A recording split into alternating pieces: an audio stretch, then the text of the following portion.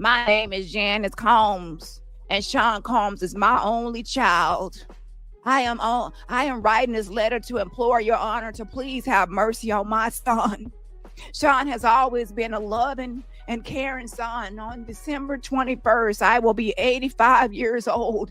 This separation for the past year while Sean has been incarcerated has been excruciatingly difficult and painful for me and his children. I would like to be able to spend the last few years of my life with my son, Sean. Unfortunately, my son has made some terrible mistakes in his life, which I know he recognizes.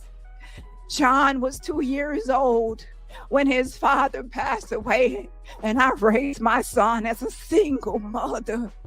I was also caring for my elderly mother.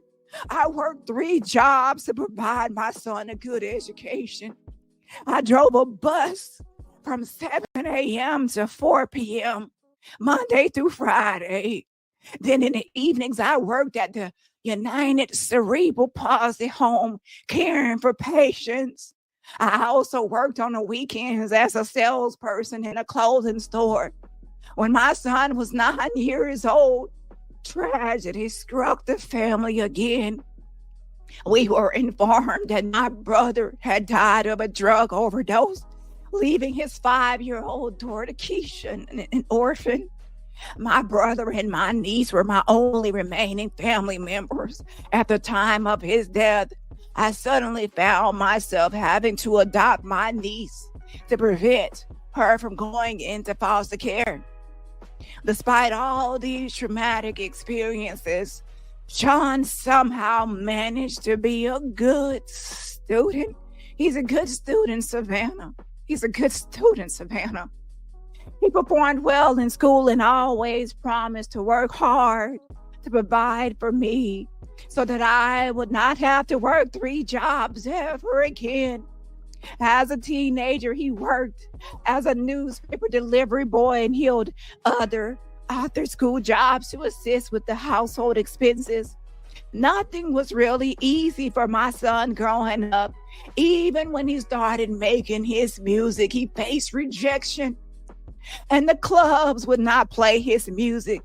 They just did not think he was good enough. This did not make my son angry at the world.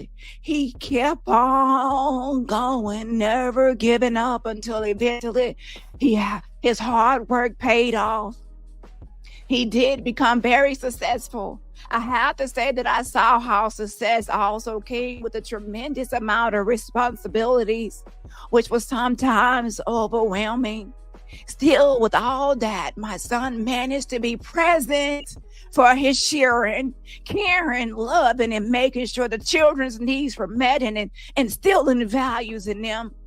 I also depend on Sean for emotional support, and I need that money. Financial support. Do not forget the financial support. Emotional support.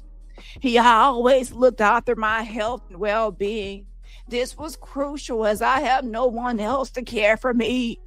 4 of his children lost their mother not too long ago. The kids, especially the boys, are still having a very difficult time dealing with the loss of their mother. The loss of their father has been devastating. I will never excuse any wrongdoing committed by my son. I will never excuse any wrongdoing committed by my son. I was always very strict with him growing up. I appeal to the kindness of your heart to allow my son to be able to sit at a dinner table with his family, to allow him to raise his children and to instill in them the need to be respectful, get an education, and just be God's children.